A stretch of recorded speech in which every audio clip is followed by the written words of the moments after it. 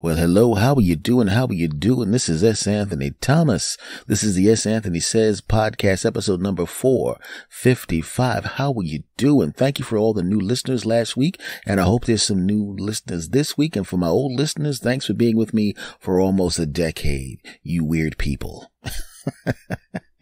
I just want to say thank you, my friends. Can we just get right to it? I would just like to say right now, you, my friends, have my permission to be stupid. To be dumb, to not know something. Everybody thinks it's great to know everything, and it is great to be an intelligent person. I'm an intelligent person. I'm sure that you're all intelligent people, but it's okay to sometimes be dumb, to sometimes be ignorant, to sometimes not know something. It's okay. And what do I mean by that? I have been the victim of violent crime in my past. I was carjacked. Now, keep in mind, the place where I was carjacked was a neighborhood that was my uncle's neighborhood. I was there all the time. And as a person who grew up in a tough neighborhood, I tend to be very, very aware of my surroundings, right? And I was always aware of my surroundings. And because of that, I was never really a victim of anything because I would always see things coming and be able to avoid them or to present myself in a way where a person who was thinking about doing something or considering who to do something to would look at me and go, whoa, not that guy. That's the truth. But what happened the one time I put my guard down, the one time I wasn't aware of my surroundings, the one time I didn't present myself in a way where a person who had any sense would go, whoop, I'm not going to do that. What happened? I'm sitting in my car with the car running. My uncle's in the store. It's snowy outside. I'm not paying attention. I'm just loop-de-doop-de-doop. And what happens? A guy walks up to the car, taps the gun to the thing, gets in the car, puts the gun to me, and carjacks me. I didn't even have an opportunity to defend myself. The one time. And what does that do to you? And this is a long time ago, by the way. What does that do to you? What does that do to you? It makes you very paranoid, right? And there's nothing wrong with being paranoid after you've been the victim of a violent crime. Guy could have easily murdered me for, first of all, that car was crap, but I could have been murdered for a car that sucks. If I didn't react quickly enough, I could have easily been killed, but I did. So what do you think it was like for me after that incident? When anybody walked close to me, huh?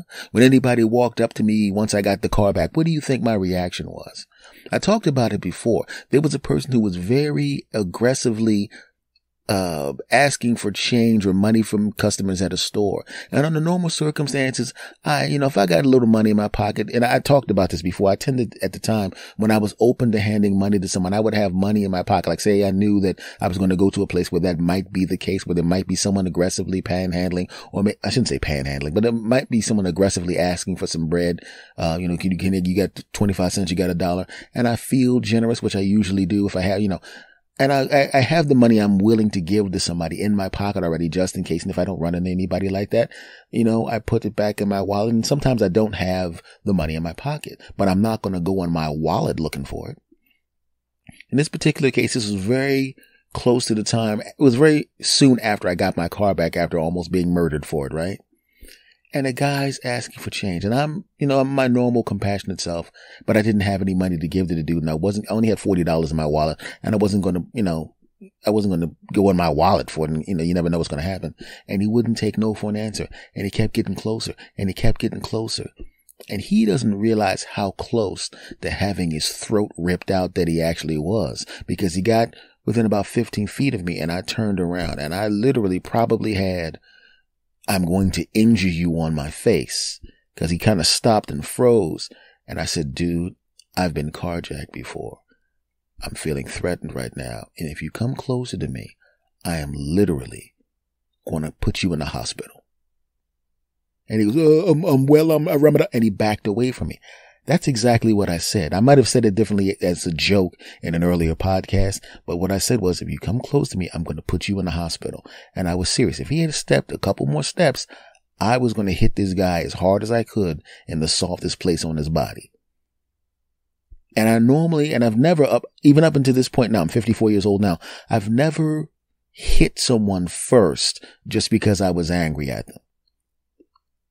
But I was paranoid because I could have lost my life over an old car that I didn't even really want at the time.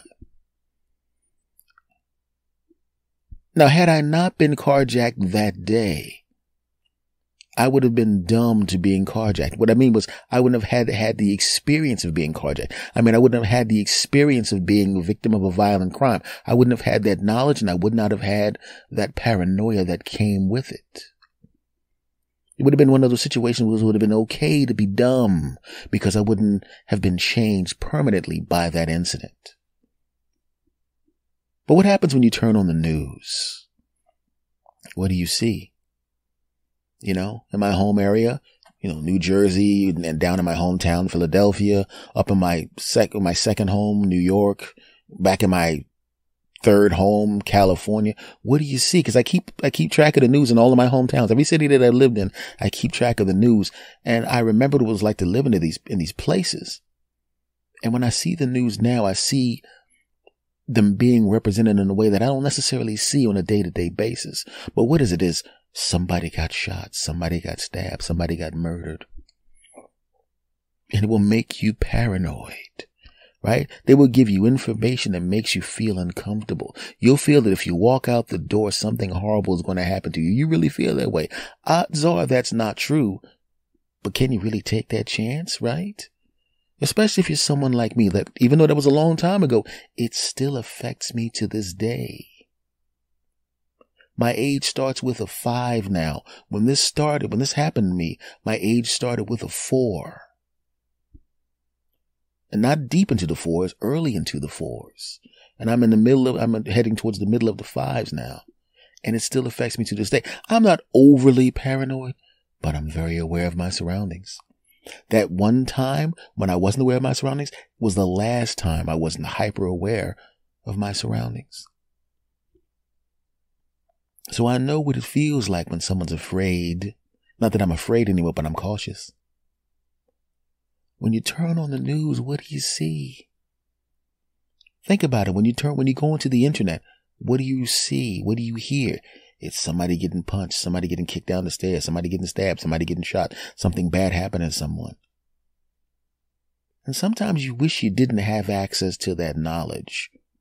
Because like I said, odds are nothing's going to happen to you.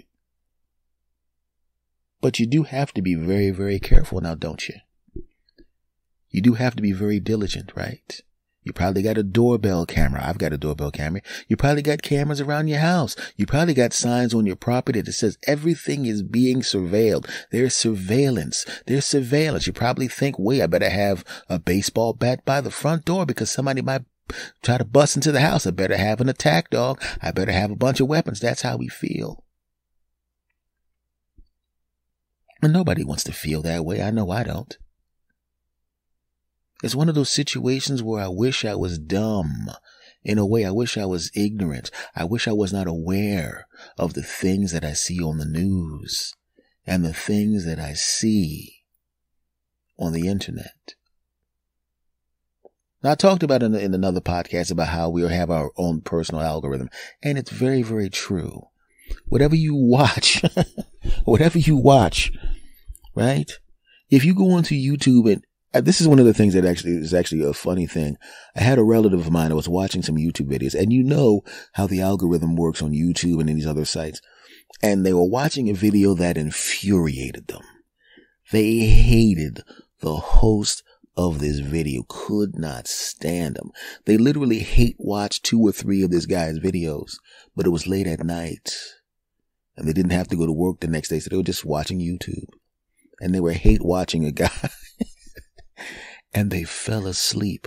And what they didn't realize was they had stumbled across a video that was the head of a massive playlist of this person's videos. So they went to sleep in a chair watching the video, had a full night's sleep, which means they literally watched the entire playlist from the first video to the 50th or 60th video from this person. So what does that tell YouTube? Wow, this person must really love this video. They watched 56 videos in a row. Well, you know what we're going to do? We're going to play that. We're going to suggest this video to the person on a regular basis. And that person was sitting there going, why in the world does this, and they use the curse word, this bleep holes video keep popping up in my videos? and my suggestions. What's going on? Why? I hate this guy. And then they would go in and watch a couple seconds of the video and they sit there cursing at the screen. This guy's a sassafras Jehoshaphat mother jumping sassafras and just, and they click it off, but they already watched half the video. So what happened? They got recommended more videos. And it's hilarious. I had a friend of mine that was having a breakup. A hard breakup. He had a girlfriend that literally, and I've had this happen to me too when I was younger. I was a young man. I was dating an older lady meaning 28. That's how young I was. And she cheated in a very vicious way, a very callous way to young teenage me, right? Or just turned 20 me or whatever. I was very young. I was about 8-9 years younger than she was. And it was horrible. And it broke my heart, man. And it hurt. But that was a long time ago. This guy was, at the time I was probably 40. I forgot how old it was, but either way, YouTube existed and he was watching videos and he was watching these Reddit videos where they read the letters of people that got cheated on and how they got revenge, right? And so he started watching those videos. Yeah, another video of a guy got revenge on his cheating wife. Yeah, let me watch another one. Yeah, let me get one of these videos about gold digging women because that woman left me for a guy with money. Yeah, let me watch another one of those. Yeah, I'll watch the gold digging video. Yeah, let me watch this. So what did he do? He literally spent an entire entire Saturday and Sunday after the breakup watching nothing but videos of woman hating videos. It was like a woman hating video weekend for this guy, right? And he was feeling bad because of the cheating and the breakup. But because he was watching, it was a 2-day woman hating video fest. He was almost radicalized. Not the point where he was going to be violent or anything like that, but to the point where he thought the concept of a relationship was ridiculous. He thought marriage was ridiculous. He thought, I'm never going to do anything with a woman again. Never going to do anything with a woman again. I'm going to live by myself. I'm just going to watch adult films, and I'm not going to say what else he said, but you know what I'm saying. But what if he was dumb or ignorant to that type of video? Right? The healing process might have spent that 2 days contemplating, you know what? I should have seen the signs. I was so infatuated with this particular lady that I was dating that I didn't notice that she did this, and this. The kind of things where now that I'm thinking more logically and more rationally, I would have picked up on those signs. I would have asked her a question. I would have been able to detect if she was lying, or at the very least, I would have let her know that I was on alert, and maybe she would have curbed her behavior. Maybe I would have said, you know what? You're not curbing your behavior. I can see that there's something wrong and I'm going to end this. I deserve better. Maybe, but no. He wasn't dumb to those videos. And he got to the point where for the next 2 or 3 years after watching those videos, he wasn't even the same guy. I don't know if he's in a relationship now because we lost contact, but when we were still hanging out with each other, he was really a relationship sucks type guy. He would have loved, I'm sure, to be dumb to those videos, to be ignorant to those videos. The same way I would have loved to have been dumb to being carjacked and dumb to being in that kind of situation, ignorant of those situations, because I would have been a different person, slightly happier person. And maybe he would have been a slightly happier person too. Sometimes it's okay to be dumb, and sometimes it's okay to be ignorant to things. Now I know there's a logical other side to that. Well, maybe you do need to be hyper aware because there are violent people out there, and maybe you do need to be hyper aware because maybe you have to understand that there could be possibility that there could be some infidelity. And maybe you should be aware of this, and maybe you should be aware of that. I know that, but it's just a thought experiment. It's a thought experiment. Wouldn't it be better in some cases to be dumb, right? To not know certain things, to not know what it feels like to be cheated on. Because there's going to be, I'm sure there's some people that they dated their high school sweetheart. They went to college. They were dating the same lady and they were in a relationship and they never experienced a broken heart. They never experienced infidelity. They never knew what it was like to find a matchbook from a hotel. They never knew what it was like to find a love letter. They never knew what it was like to find some video on some lady's phone, or I'm thinking of like scenarios that I've seen on Jerry Springer or whatever, or Maury back in the day, or walking in and seeing something, right? They never knew what it was like to get mugged. They never knew what it was like to get beaten up or carjacked or whatever happened to you. They never knew what it was like to get into any kind of fight. They never knew. There are people that have never had those monster experiences. And I know them personally. I know a guy that, like I said, that his first girlfriend was in high school. They stayed together all through high school. They stayed together all through college. They got married. They have kids. They're happily married now. The kind of happy that if you'd realize they're really wonderful people, it almost makes you sick. Right? I know guys who were on the police force that retired, never fired their weapon. Literally, the only time they ever fired their weapon was at the range. And that's the truth. Never been shot at, none of that stuff. I know people that have never been victims of violent crime ever. They've never been robbed. They've never been mugged. They've never been threatened. They've never had to go through that. These people are ignorant to certain experiences. That particular police officer is ignorant to having to shoot somebody. And he's glad he got to retire and never had to fire his gun at somebody.